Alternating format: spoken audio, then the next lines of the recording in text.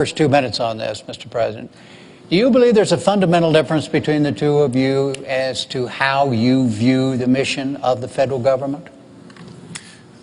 Well, I definitely think there are differences.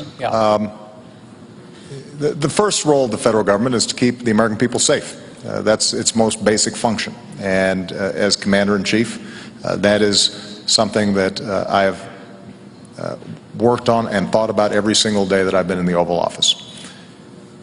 But I also believe that government has the capacity, the federal government has the capacity to help open up opportunity and create ladders of opportunity and to create frameworks where the American people can succeed. Look, the genius of America is the free enterprise system and freedom, and the fact that people can go out there and start a business, work on an idea, make their own decisions. But as Abraham Lincoln understood, there are also some things we do better together. So in the middle of the Civil War, Abraham Lincoln said, let's help to finance the Transcontinental Railroad. Let's start the National Academy of Sciences. Let's start land-grant colleges, because we want to give these gateways of opportunity for all Americans, because if all Americans are getting opportunity, we're all going to be better off. That doesn't restrict people's freedom, that enhances it. And so what I've tried to do as president is to apply those same principles. And when it comes to education, what I've said is we've got to reform schools that are not working. We used something called race to the top. It wasn't a top-down approach, Governor. What we've said is to states, we'll give you more money if you initiate reforms. And as a consequence, you had 46 states around the country who have made a real difference. But what I've also said is let's hire another 100,000 math and science teachers to make sure we maintain our technological lead and our people are skilled and able to succeed. And hard-pressed states right now can't all do that. In fact, we've seen layoffs of hundreds of thousands of teachers over the last several years, and Governor Romney doesn't think we need more teachers. I do, because I think that that is the kind of investment where the federal government can help. It can't do it all, but it can make a difference. And as a consequence, we'll have a better trained workforce, and that will create jobs because companies want to locate in places where we've got a skilled workforce. 2 minutes, Governor, on the role of government. Your view. Well, first, I love great schools. Massachusetts, our schools are ranked #1 of all 50 states. And the key to great schools, great teachers. So I reject the idea that I don't believe in great teachers or more teachers. Every school district, every state should make that decision on their own. The role of government. Look behind us. The Constitution and the Declaration of Independence.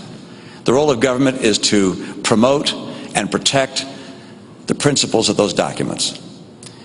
First, life and liberty.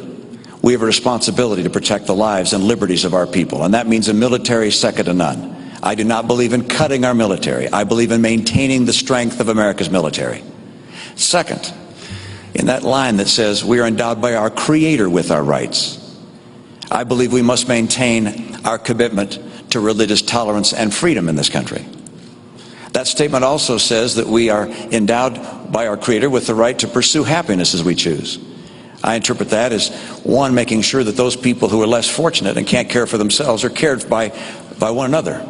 We're a nation that believes that we're all children of the same God, and we care for those that have difficulties, those that are elderly and have problems and challenges, those that are disabled. We care for them, and we look for discovery and innovation, all these things desired out of the American heart to provide the pursuit of happiness for our citizens.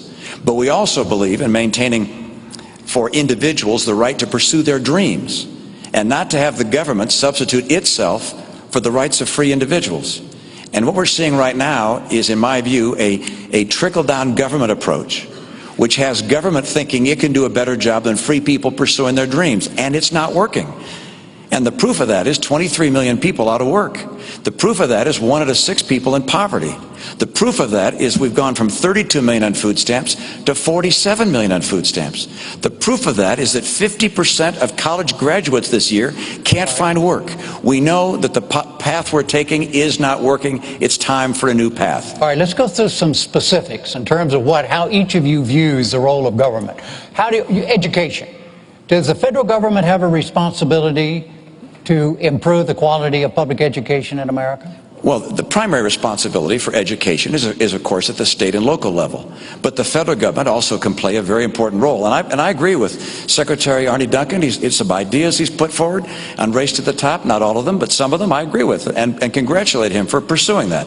The federal government can get local and state schools to do a better job. My own view, by the way, is I've added to that. I happen to believe I want the kids that are getting federal dollars from IDEA or Title I. These are disabled kids or poor kids or lower income kids, rather. I want them to be able to go to the school of their choice.